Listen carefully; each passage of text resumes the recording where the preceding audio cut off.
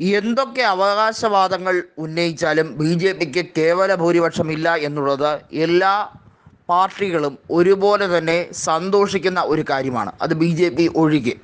അതിന് കാരണമുണ്ട്. B J പിക്ക് കേവല ഭൂരിപക്ഷം ഉണ്ടായിരുന്ന നാടുകളിൽ കഴിഞ്ഞ 10 കൊല്ലത്തിനിടയിൽ അവർ നടത്തിയ ഏകാധിപത്യ പ്രവണത ഒരു പാർട്ടിക്കും ഇഷ്ടമല്ലായിരുന്നു എന്നുള്ളതാണ് സത്യം. ബി ജെ പിയെ താങ്ങി നിർത്തുന്നത് എൻ ഡി എയിൽ കൃത്യമായും രണ്ട് പ്രധാനപ്പെട്ട പാർട്ടികളാണ്. ഒന്ന് ടി ഡി പിയും മറ്റൊന്ന് ഐക്യ ജനതാദളും. 2025 കൃത്യമായി പറഞ്ഞാൽ മെയ് മാസത്തിനുള്ളിൽ ബീഹാറിലെ നിയമസഭാ തെരഞ്ഞെടുപ്പ് നടക്കും. 243 സീറ്റുകളാണ് ബീഹാറിൽ ഉള്ളത്. തീർച്ചയായും ബീഹാറിലെ നിയമസഭാ തെരഞ്ഞെടുപ്പ് കഴിയുമ്പോൾ ജെ ഡി യു ബി ജെ പിയോടൊപ്പം നിൽക്കുമോ ഇല്ലയോ എന്നുള്ളതിന് കൃത്യതയാർന്ന ഒരു നിലപാട് വരും എന്നാണ് ആർ ജെ ഡിയുടെ നേതാവും നിലവിൽ ബീഹാറിലെ പ്രതിപക്ഷ നേതാവ് കൂടിയായിട്ടുള്ള തേജസ്വി യാദവ് പറഞ്ഞിരിക്കുന്നത്. തേജസ്വി ഒരു കാര്യം കൃത്യമായി തന്നെ അറിയിച്ചിരിക്കുന്നു. ബീഹാറിൽ അധിക നാൾ ഐക്യ ജനതാദളിന് ഇങ്ങനെ മുന്നോട്ട് പോകാൻ കഴിയില്ല. ഐക്യ ജനതാദളിലെ പലരെയും ബി ജെ പിയിലേക്ക് എത്തിക്കാൻ നിരവധിയായ ശ്രമങ്ങൾ നടത്തിയിരുന്നു.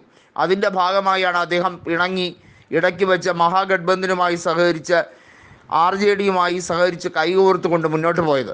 എന്നാൽ പിന്നീട് അധികാരം ലഭിക്കണമെങ്കിൽ, കേന്ദ്രത്തിൽ അധികാരത്തിൻ്റെ ഭാഗമാകണമെങ്കിലും, കുറേ വിലപേശൽ നടത്തണമെങ്കിലും ബീഹാറിൽ ഐക്യജനതാദൾ ബി ജെ പിയുമായി സഹകരിച്ചേ മതിയാവൂ എന്ന് അദ്ദേഹത്തിന് തോന്നി. പക്ഷേ അത് തെറ്റിദ്ധാരണ മൂലമാണ്. വളരെ വൈകാതെ തന്നെ ഐക്യജനതാദൾ അതിന് ഭവിഷ്യത്ത് എന്താണ് എന്നുള്ളത് മനസ്സിലാക്കാൻ ഇരിക്കുന്നേ ഉള്ളൂ എന്ന് തേജസ്വി യാദവ് പറഞ്ഞിരിക്കുകയാണ്.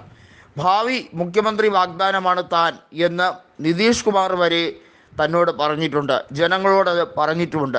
ആർ ജെ ഡിയാണ് ഭാവിയുടെ പാർട്ടി എന്ന് നിതീഷ് കുമാർ തന്നെ പല വേദികളിൽ പറയുന്ന രാഷ്ട്രീയ സാഹചര്യമുണ്ടായി. അതിൽ നിന്ന് പെട്ടെന്ന് മാറി ചിന്തിക്കുന്ന രീതിയിലേക്ക് വന്നാൽ ആളുകൾ അത് മനസ്സിലാക്കുകയില്ല. നിലവിൽ ബീഹാറിലെ രാഷ്ട്രീയ സാഹചര്യം ജെ ഡി യുവിന് അനുകൂലമല്ലായിരുന്നിട്ടും അവരെന്തുകൊണ്ട് 12 സീറ്റുകൾ വിജയിച്ചു? ആർ ജെ ഡിക്ക് കേവലം 4 സീറ്റുകളെ ലഭിച്ചുള്ളൂ. ഈ ചോദ്യത്തിന് കൃത്യമായൊരു ഉത്തരം ഉണ്ട്. ഐക്യജനതാദളിന് 12ഉം ചിരാഗ് പാസ്വാന്റെ എൽ ജെ പിക്ക് 5 സീറ്റും അതുപോലെ തന്നെ ബി ജെ പിക്ക് സീറ്റുകളും ലഭിച്ചത് അവരുടെ മേന്മ കൊണ്ടല്ല, ഒരു പ്രത്യേക ഇക്വേഷനിലേക്ക് സംസ്ഥാനം മാറി ചിന്തിച്ചതുകൊണ്ടാണ്.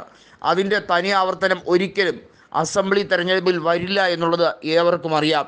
ബീഹാറിലെ അസംബ്ലി തെരഞ്ഞെടുപ്പിൽ ഐക്യ Janata Dal B J P combo അധികാരത്തിലേക്ക് വരില്ല. അങ്ങനെ സംഭവിക്കുമ്പോൾ ബി ജെ പിക്ക് കൊടുക്കുന്ന പിന്തുണ ഐക്യ ജനതാദൾ പിൻവലിക്കും. ഐക്യ ജനതാദളിന് അധികാരം കിട്ടിയില്ലെങ്കിൽ തീർച്ചയായും അവർ ഒരു രീതിയിലും ബി ജെ പിയോട് സന്ധി ചെയ്യില്ല എന്നുള്ളതിൽ ആർക്കാണ് സംശയമെന്നും തേജസ്വി യാദവ് പറഞ്ഞു കഴിഞ്ഞിരിക്കുന്നു. നിതീഷ് കുമാറിൻ്റെ തനിക്കുണം എന്താണ് എന്നുള്ളത് ബി ജെ പി ഇനി കാണാനിരിക്കുന്നേ ഉള്ളൂ എന്നും ഒരു താക്കീത് നൽകിയിരിക്കുന്നു. ഇതിനോട് ഇതുവരെയും നിതീഷ് കുമാർ പ്രതികരിച്ചില്ല എന്നുള്ളതും വാസ്തവമാണ്.